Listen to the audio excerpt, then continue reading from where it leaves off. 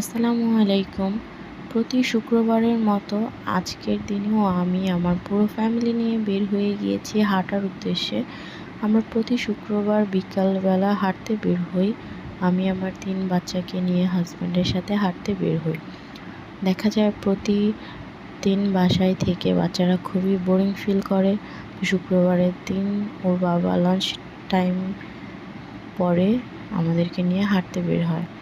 তো এখানে আমরা চলে এসেছি মতিঝিল এজিবি কলোনিতে। এখানে প্রচুর স্পেস আছে বাচ্চাদের খেলার জন্য। দেখুন আমার বাচ্চারা কিভাবে দৌড়াদৌড়ি করতেছে।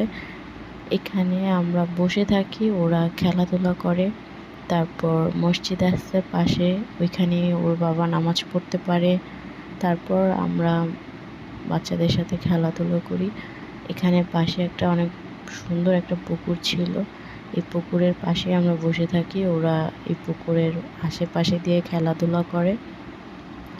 বাচ্চাদের আসলে সবসময় ঘরে বন্দি করে রাখতে রাখতে ওদের মেধা বিকাশে অনেকটাই ওরা পিছিয়ে পড়ে।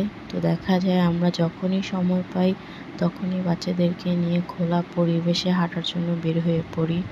কখনো মতিঝিল এজিবি কলোনিতে আসি, কখনো পোস্টাল কলোনিতে আসি। আসলে আমাদের বাসা থেকে এই কলোনিগুলো খুবই কাছে এবং প্রচুর স্পেস থাকাতে এখানেই সচরাচর বেশি আসা হয়।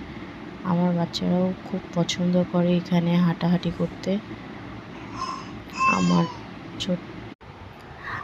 ছোট ছেলে সে এখনও হাঁটতে পারে না, সে হাঁপুড় দেয়। হাঁপুড় পেরে পেরে পুরোটা সময় আমাদের সাথে ছিল। এখানে আমার বড় ছেলে, মেয়ে এবং আমার হাজব্যান্ড বল খেলতেছে আর আমরা পাশে বসেছিলাম। ওরা আসলে এখানে আসে খেলাধুলা করার জন্য।